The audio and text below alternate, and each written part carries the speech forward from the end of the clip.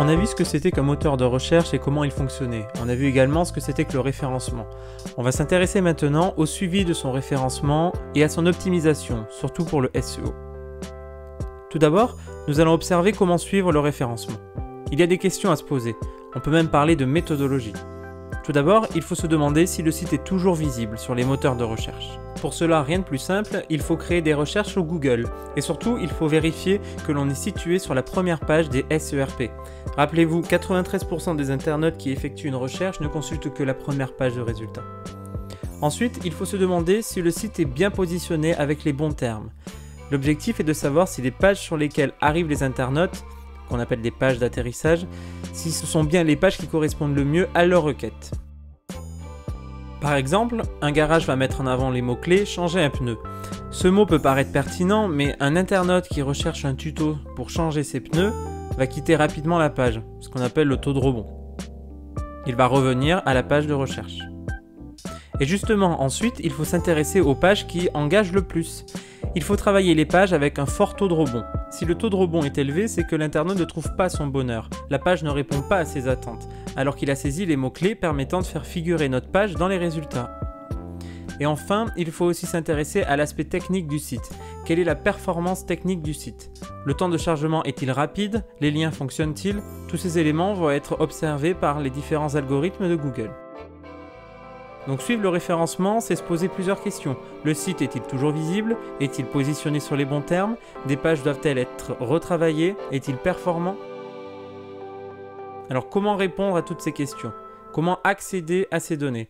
Il existe des outils comme Google Analytics et Google Search Console qui permettent d'obtenir des statistiques précises sur le comportement des internautes, mais aussi sur les éléments techniques du site. On peut par exemple apprécier le taux de clic, le taux de rebond ou le nombre de visites. Je vous propose un exemple réel. Voici les statistiques fournies par Google Analytics pour une page d'un site de vente en ligne de chaussures de sport. Sur la période du 15 juillet au 15 août, suite aux recherches effectuées par les internautes, la page a été imprimée, c'est-à-dire figurée dans les SERP, les pages de résultats, 4 690 000 fois. Les internautes ont cliqué sur cette page pour l'ouvrir 191 000 fois. Du coup, quand Google calcule le CTR, vous savez, le taux de clic, rappelez-vous, le nombre total de clics divisé par le nombre d'impressions fois 100. Eh bien, ce taux n'est que de 4,1%, ce qui est très faible. Et ce faible taux de clics s'explique par le fait que les SERP font figurer le site à la 14e place en moyenne. Et du coup, c'est un cercle vicieux. Le faible taux de clics n'aidant pas. Alors dans ce cas, comment faire pour gagner des places dans le classement des SERP? On va le voir tout de suite.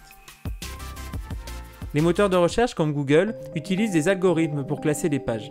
Ces algorithmes utilisent des critères et chaque moteur de recherche a ses propres critères. Histoire de compliquer encore plus les choses, les critères changent plusieurs fois par an. Quels sont les critères à l'origine du classement? Il y a deux catégories, les critères on-site, c'est-à-dire sur le site, et les critères off-site, c'est-à-dire en dehors du site. On va commencer tout de suite avec les critères on-site. On va avoir deux sous-catégories. Tout d'abord, les mots-clés. Et on peut se poser une question, qu'est-ce qu'un bon mot-clé? C'est le mot que va saisir l'internaute sur un moteur de recherche. L'objectif, c'est donc de se demander quel mot utilisera la cible pour exprimer ses besoins. Et justement, quels sont les besoins de la cible? Et quel contenu attend-elle? Je vous donne un exemple. Un internaute va chercher davantage une crème anti-rides plutôt qu'une crème anti-âge. Un bon mot-clé couvre l'ensemble de l'offre de l'entreprise. Je vous rappelle que vous n'êtes pas limité à un seul mot-clé. Par exemple, une entreprise qui loue des salles dans la ville de Lyon pourra être présente sur le mot-clé location de salle Lyon, location salle séminaire et location salle de mariage. De plus, un bon mot-clé est décliné autour d'une thématique, d'un univers lexical. Par exemple, pour un site de vacances familiales, on peut utiliser vacances en famille, réserver vacances en famille ou séjour en famille. Mais attention, il faut éviter ce qu'on appelle le spamming, c'est-à-dire de proposer trop de mots-clés, surtout s'ils sont trop éloignés dans leur sens. Un bon mot-clé suit également les tendances des requêtes. Pour cela, on peut utiliser des outils de suggestion de mots-clés comme Google Search. Vous savez, quand vous tapez une requête sur Google, quand vous saisissez votre texte, il vous propose des recherches. Ces propositions sont le reflet des tendances de recherche. Par exemple, quand je vais taper chaussures de sport, on va me proposer chaussures de sport femmes, chaussures de sport running, chaussures de sport Decathlon. De plus, en bas d'une page de résultats, vous trouverez les recherches associées. Ensuite, un bon mot-clé, c'est un mot qui ne donne pas de fausses informations. On l'a vu tout à l'heure avec le spamming. Par exemple, le mot-clé mariage pas cher.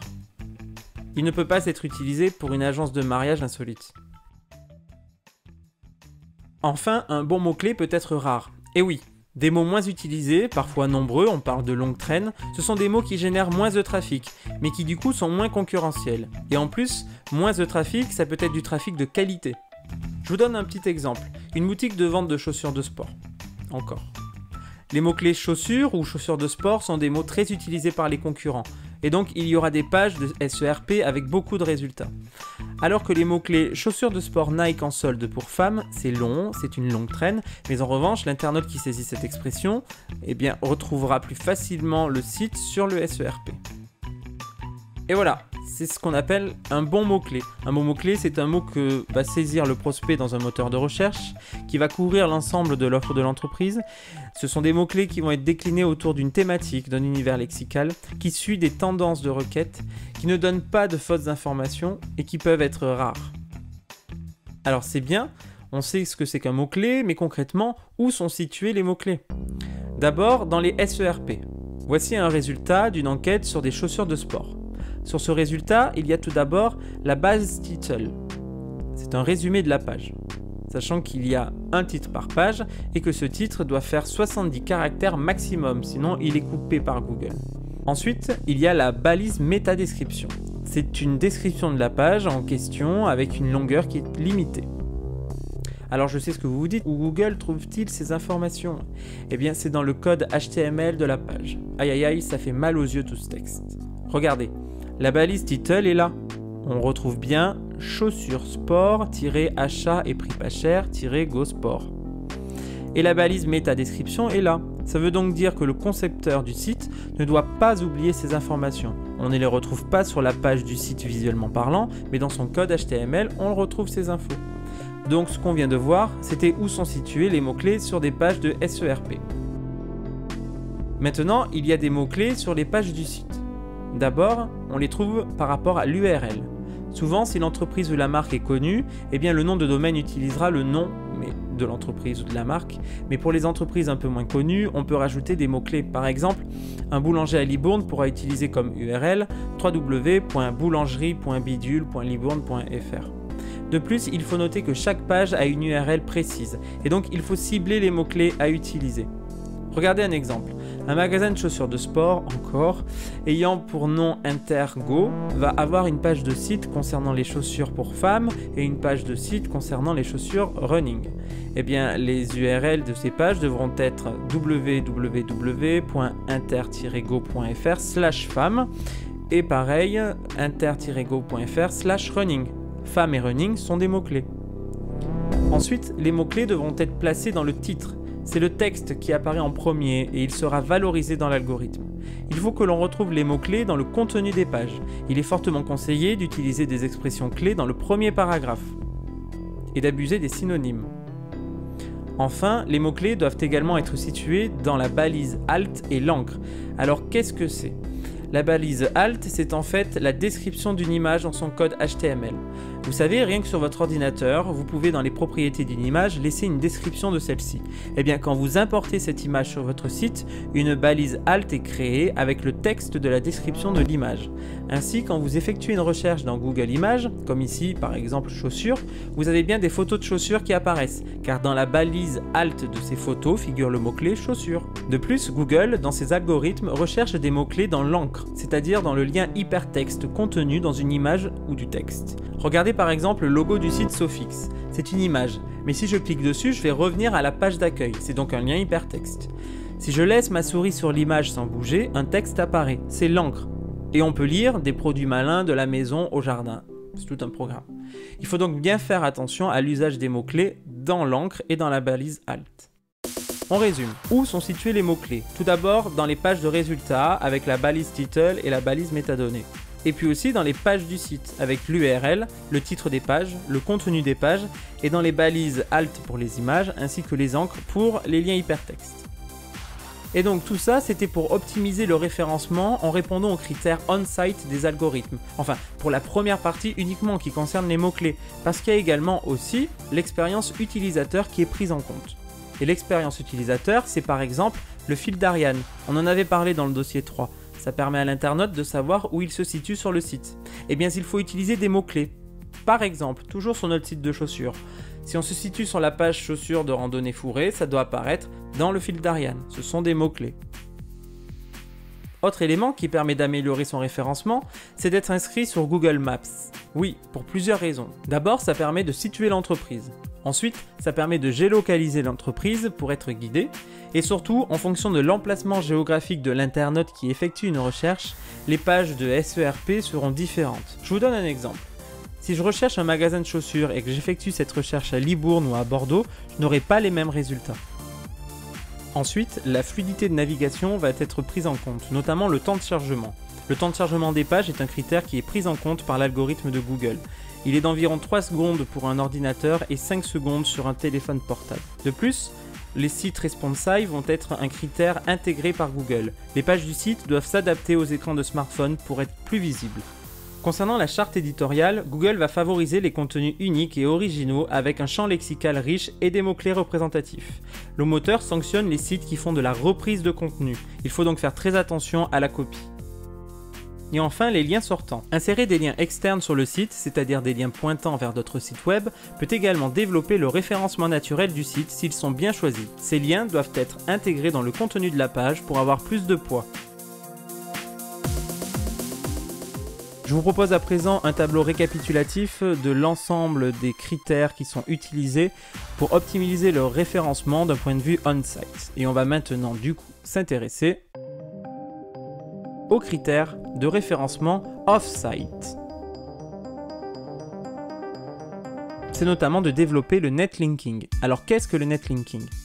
En fait, le netlinking, c'est de développer des liens hypertextes situés sur un autre site ou les réseaux sociaux qui pointent vers son propre site. Ces liens s'appellent des backlinks. Je vous donne un exemple. Je suis sur le site TripAdvisor et je recherche un restaurant sur Bordeaux. Du coup, je tape la ville de Bordeaux, je choisis une catégorie de repas et je vais être intéressé par le premier résultat, le restaurant Bliss. Sur le site TripAdvisor, on me propose d'accéder au site web du restaurant. Je clique sur le lien et j'atterris sur le site du site Bliss. Eh bien, Google va utiliser ce lien pour le site Bliss comme un lien valorisant. On appelle ça du coup du netlinking avec le backlink. Développer le netlinking, c'est aussi avoir des liens de bonne qualité. Pour Google, tous les liens n'ont pas la même valeur. Google affecte une note à une page web en fonction de la qualité des liens pointant vers cette page, et cette note s'appelle la PageRank. Un lien de qualité pour Google, c'est un lien en provenance d'un site ayant une certaine notoriété. De plus, les propres liens entrant et sortant du site sont également évalués. La thématique du site rentre en compte, ainsi que son propriétaire. Google n'apprécie pas du tout quand un gérant de plusieurs sites fait des liens entre ses propres sites. La qualité du backlink va être évaluée avec le contenu qu'il contient, notamment, et le texte de l'encre lui-même, ainsi que l'historique du nom du domaine. Alors comment développer le netlinking? Grâce à une stratégie de contenu, une entreprise peut utiliser des outils de Web 2.0 pour favoriser les liens entrants vers son site, notamment en se créant un profil d'entreprise sur les réseaux sociaux pour optimiser la visibilité de l'entreprise, en générant du trafic et en augmentant les chances d'obtenir un backlink d'un abonné. Elle peut également publier régulièrement sur un blog ou rechercher des influenceurs ou des blogueurs qui vont communiquer sur votre site en insérant un backlink. De plus, elle peut répondre aux messages sur les forums et collaborer avec des partenaires en payant des liens. Mais attention, Google le voit tout de suite et le fait de payer des liens vous coûte des places dans la PageRank. On a ainsi pu voir les critères qui sont à l'origine du classement, des critères on-site et des critères off-site.